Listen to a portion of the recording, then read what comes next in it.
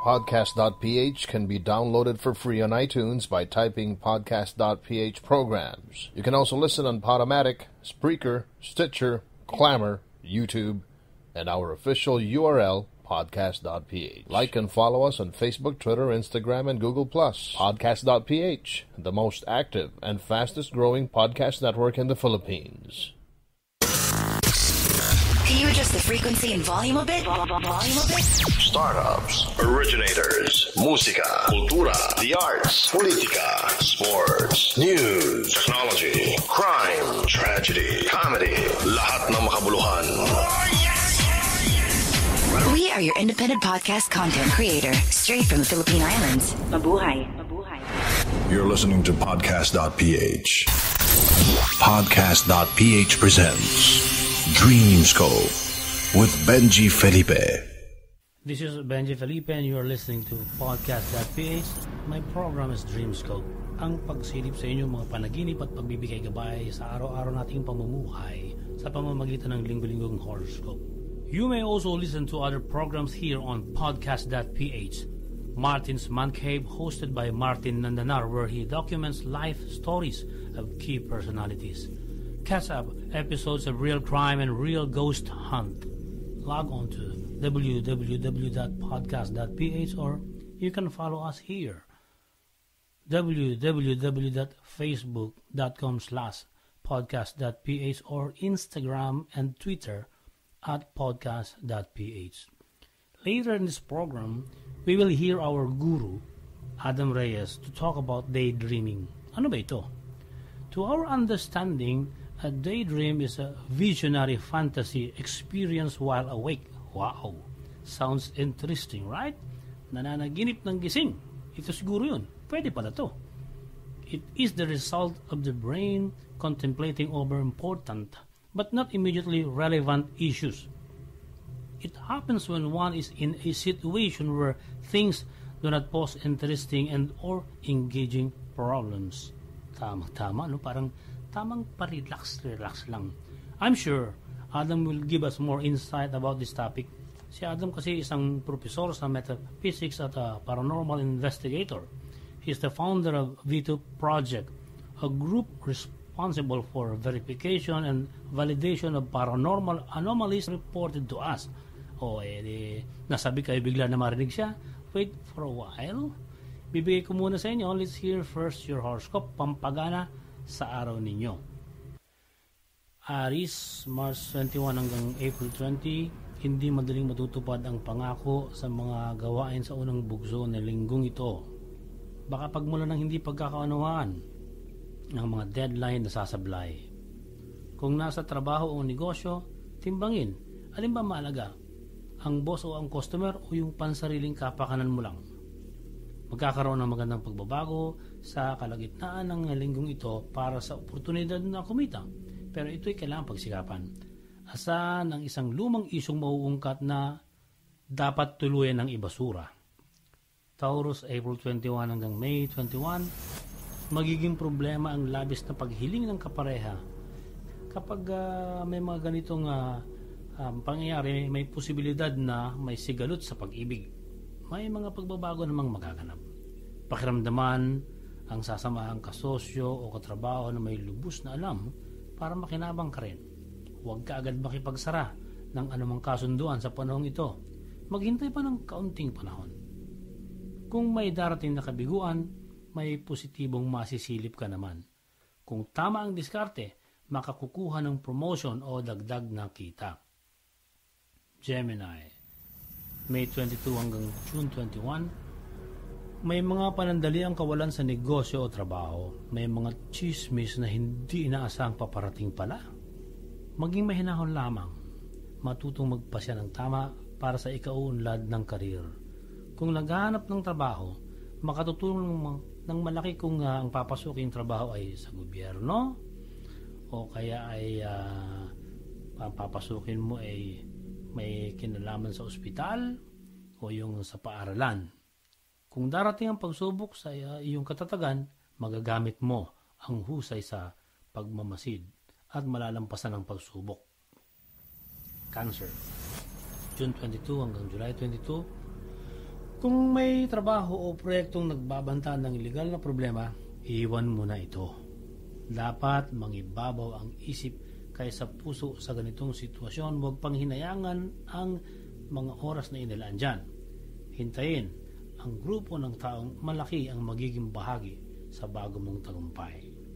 Magpakumbaba kahit kabataan ang kahalubilo dahil sa kanila nagmumula ang mga bagong kaalaman. Leo, July 23 hanggang August 22. Lubhang nakakapagod ang unang bahagi ng panahong ito para sa iyo. Magiging hadlang sa trabaho o negosyo ang ilang suliranin o pangangailangan sa tahanan at pamilya. Huwag maglihim sa mga boss sa mga ganitong problema. May masidhing kompetisyon sa karir na paparating. Gamitin ang kaalaman sa pagmamanage. Virgo, August 23 hanggang September 23, posibleng may alitang magaganap na makakaapekto sa trabaho. Magpakahinahon at maghanap ng positibong pagbabalingan para maiwasan ang stress. May kasiyahang madarama dahil sa iyong kakayahang dumamay naman sa kabataang may pangangailangan. Abangan ang isang mabuting oportunidad, ngunit ingatan ang kalusugan. Libra, September 24 hanggang October 23, kakapusin sa budget sa unang bugso ng panahong ito. Makabubuti ngayon pa lang maghanap na ng extra income. Kung may mga pagkakamali, iwaglit para muling makakita ng tumpak na trabaho o yung tamang proyekto. Pag-aralan ng kakayahang magbenta para sa malaking kikitain. May magbubukas na bagong karanasan. Magiging masigasig ka. Scorpio, October 24 hanggang November 22, ang pagiging mainitin ng ulo ay magdudulot ng masamang reputasyon sa trabaho o komunidad. Kung may pasaway na amo o katrabaho, ibuhos na lang ang iyong enerhiya sa pagpapalago ng personal na pamumuhay. Makatutulong ng malaki ang iyong minamahal sa ganitong punto. Makihalubilo ka ngayon sa mga kaibigan. Sagittarius, November 23 hanggang December 21, magkakalabuan kayo ng business partner o ng boss mo sa trabaho. Huwag na itong palakihin. Sarilinin mo na lang. Ang posibilidad na may alok na trabaho, nariyan lang. Mag-relax ka muna. Kung kayang tumulong sa iba, huwag ipagkait ito. Capricorn, December 22 hanggang January 20, masusumpungan ng sarili na naghahanap ng pagkakaabalahan kahit na may mga istorbo sa ngayon. Huwag lilihis sa nilalandas. Huwag ring baliwalain ang mga hiling na may kaugnayan pa rin sa trabaho kahit na iniisip mong ito ay nagiging sagabal. Gawin mo lang. Maghintay at may maaasahang malikhaing proyekto na gusto mo talagang magawa. Aquarius, January 21 hanggang February 19, may sablay na mga magagawa at may mga inggit na magiging pasaway para magdala sa iyo ng kahihiyan. Huwag mo silang patulan. Mag-isip din at tanggapin ang iyong kahinaan. Simulan ang planong negosyo para hindi ka madehado. Ang sipag at tiyaga ay susi sa ikatatagumpay. Maglaan ng oras sa pamilya at sa mga kaibigan. Pisces, February 20 to March 20, hadlang sa proyekto o trabaho ang ilang nagpa-power trip sa iyong paligid. Magagamit nila itong dahilan para sila tumakas sa responsibilidad. Kung may pagkakataon ay iwan ang nakababagot at nakabubugnot na trabaho o gawain. Kung kaya mo rin lang, mag-aral muna o magbakasyon lang ng panandalian. Dito makakahanap ng mga taong tinatanggap ang mahuhusay mong ideya. Ang pagbabago kasi ay katumbas ng iyong tagumpay.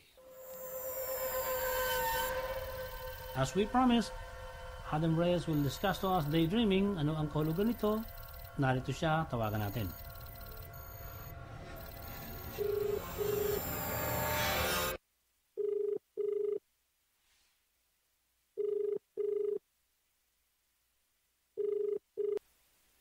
Hi, Benji. Hi. Yes, oo. Hi. Adam, ano ba ang ibig sabihin ng daydreaming? Okay. Ang daydreaming, it's not a dream per se, no? Normally people dream when they enter the REM stages or rapid eye movement stages of sleep. Ngayon, ang daydreaming kasi, it's like we have hopes and wishes and dreams and aspirations. So yung daydreaming is when we fantasize or when we visualize what we would like to happen. So parang visualize natin yung mga adhikain natin, mga mithiin, things that we would like to happen in our day-to-day life. So they're like the visualization of our fantasies or prayers for our present-day life condition. Nung una tayo nag-uusap-usap tungkol dito sa mga session natin ng dream, sabi mo, may mga athlete na ang daydreaming nila nagli-lead into success sa kanilang career. Yes. The thing kasi about daydreaming, it's one thing to daydream, no? But if you keep on thinking, if you keep on internalizing that you want something to happen in life, due to this positive outlook, let's say ako, one of my dreams is that I want to be able to finish publishing my book, so that yung income nun, I would be able to give to my mom and my sister, so that I can help them. And so long as I keep that vision and mission in my heart, in my mind, and in my soul, what happens is that everything I do, everything, let's say I eat, all the acts, all the deeds, everything that I say and do are affected by this vision that I put in my heart and in my mind. Dahil when you pour your heart into something, Benji, halimbawa, pag binuhos mo lahat ng kaluluwa mo at puso sa isang bagay or tungo sa isang hangarin, itong conditioning na kung tawagin, it's going to affect our behavior. And once our behavior is affected positively by our dreams and our desires, then chances are we're actually going to end up getting there. And kung minsan kasi sa mga ibang tao, meron nga sila mga pangarap, pero at the first sign na medyo nahirapan sila, nag-give up kagad sila. So, the future belongs to those who believe in the beauty of their dream, but their behavior mo will be affected by that goal that you have inside your heart. Yes, Benji? Pag pinag-uusapan natin palagi dito yung dream, at may dalawang elemento tayong madalas banggitin, yung subconscious mind at saka yung conscious mind. Dito, sa daydream, o pwede ba nating tawagin sa Tagalog ito na nananaginip ng gising? Yes, we could. Although yung nananaginip kasi ng gising, normally may negative connotation yan. Na parang, pag nananaginip ng gising kasi, kung minsan pwedeng ibig sabihin yan is parang hanggang pangarap na lang or something like that. Pero yes, technically pwede natin sabihin na parang nananaginip ng gising. Ngayon, saan pumapasok dito yung connection ng subconscious mind at saka ng conscious mind? Ang conscious mind kasi, yan yung magbibigay ng trigger. Halimbawa, gawin natin example, na meron akong gustong biling wallet. Tapos, kung mag-daydream ako, na ang mangyayari is, I could imagine myself na holding that wallet, putting my bills inside it. So, lahat ng mga gusto nating ma-experience with that wallet, visualize natin. Ngayon, as part of that, mag-save tayo for that wallet, mag-ibon tayo ng pera, magtitipid muna tayo sa mga ibang bagay na hindi siya ganoon ka necessary. If our conscious mind is focused on that wallet, yung subconscious mind naman natin, it's going to be conditioned already. Na lahat na hindi essential, automatic, magkakaroon siya ng defense mechanism. Natatabi niya sa conscious mind mo na, uy, hindi naman yan masyadong kailangan, magtipid ka muna. Dahil ito yung objective mo. Or halimbawa, let's say, ang daydream natin is gusto natin talaga mag-slim down, physically fit. So, pag binuhos natin yung kaluluwa at yung puso natin doon, each time na magkakaroon ng let's say, inclination tayo na halimbawa kumain ng maraming taba, yung subconscious mind, i-alert kagad tayo na uy, akala ko ba yung dream is para maging physically fit. So, doon yan nagkaroon ng interaction between conscious at subconscious mind. Dahil subconsciously, alam na natin kung anong gusto natin sa buhay. Adam, ang ganda pala na parang yung siniset up mo yung mind frame na ganito ang dapat mangyari sa pamamagitan ng daydream, pagkatapos, ang nagsisilbing konsensya mo, yung subconscious mind mo. Yes, yung subconscious mind and also your desire na I want this to happen in my life, I want to be able to attain this. So, as long as ibubuhos mo lahat ng dreams mo, lahat ng efforts mo, pati yung behavior mo mag-change. Oh, ang ganda. Salamat, Adam. Ang linaw na naman ang paliwanag mo. Thank you very much. Paragi mo kaming tinutulungan dito at natutuwa ang ating mga tagapakinig sa Dreamscope. I'm always glad to help, Benji. Dumako tayo sa ating mga tanong ng mga tagapakinig tungkol sa kanilang mga panaginip. At unahin natin, RB Gamba Gito. Pag pumasok po ba ang isang tao o isang grupo sa tinatawag na haunted house, ano ang posibilidad na mangyayari? Ano ang pwedeng gawin para hindi tayo mapahamak? Teka, sandali. Hindi ito tungkol sa panaginip, pero sagutin na natin. Ang unang dapat gawin, magsama ng nakakaintindi na may alam sa paranormal na bagay, no? Kasi may mga gamit at aparato na dapat dalhin sa ganyan, no? Tsaka ito, walang magbibiro, walang magpapanik kung may makikita o mararamdamang multo, walang manluloko sa sino mang kasamahan, at walang mag-iingay. Bawal magdala ng alak, bawal uminom, bawal manigarilyo, lalo na yung droga. Kahit naman hindi nag-go hunting, bawal ang droga, no? At ito ang pinaka-importante. Kailangan ng permit sa mga papasukin lugar dahil pwede kayo mademanda kung manghihimaso kayo. Kung ang lahat ng ito ay hindi kayang gawin, huwag na. Baka lalo lang kayo mapahamak. Si Brett Michael Aguirre Abastillas, sabi niya, tungkol sa panaginip ko, nagtrabaho ako sa isang building na ginagawa yung tagamap sa itaas ng building na laglagan ng mixer na matay. Dinala sa labas at ang dugo tumutulo. Natapos nung may namatay na naman kasunod, may mga sumisigaw sa taas ng aray-aray. Dinig na dinig ko sa baba. Tapos ang dami na ng mga patay. Takot na tumakbo ako. Paglabas ko, nakita ko yung mga patay na kabalot ng puti. Hanggang sa nagising na ako. Nakakatakot nga kasi pagising ko, amoy dugo. Habang tinatype ko pa rin ito para magtanong sa inyo, tumatayo pa rin ang balahibo ko. Maraming salamat po. Sana masagot nyo. Brett, ang kahulugan nito, marami kang dapat baguhin sa iyong sarili kasi ang pananaw ng subconscious mind mo ay hindi nakatutulong ilang bagay o ilang ginagawa mo. Siyasatin mo rin kung may mga bagay na nakadilismaya na nangyayari sa iyong waking life. Baka kasi paulit-ulit na ito. Kaya ganun ang iyong panaginip.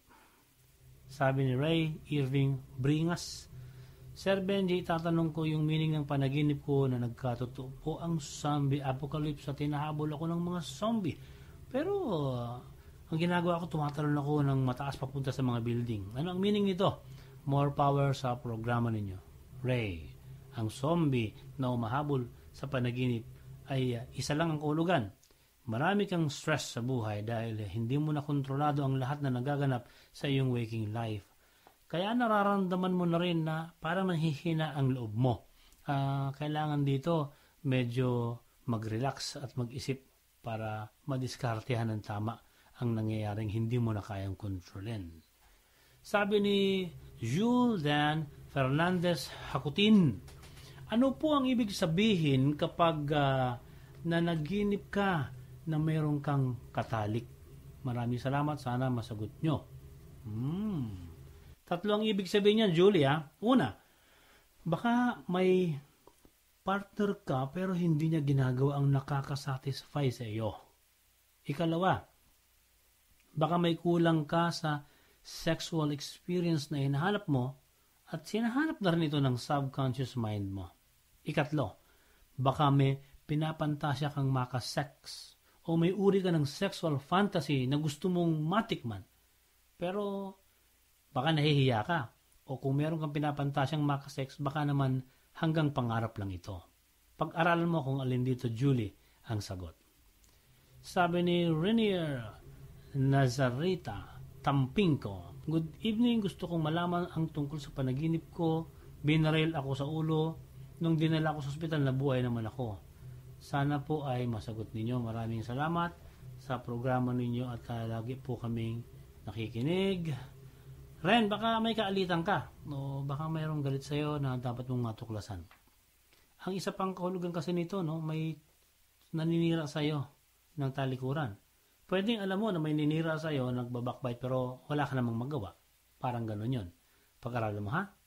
Sabi ni Girly Acaso Talyer, gusto kong mabigyan nyo ng kahulugan ng panaginip ko na ako ay nakikipag-sexual intercourse sa kapwa ko babae.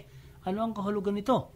Tapos yung isang pangyayari na nag-sex kami, yung babae, ang mukha nagbago.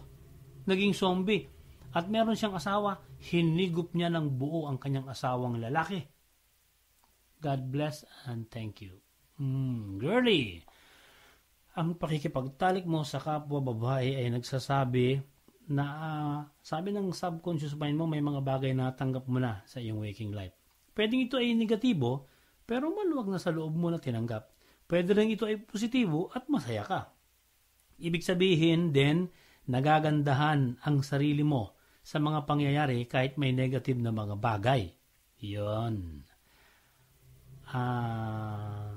Sabi ni Kenneth De Leon, itatanong ko lang ang ibig sabihin ng panaginip ko na lumabas ako ng bahay tapos may naghihintay sa tapat ng bahay namin na dragon.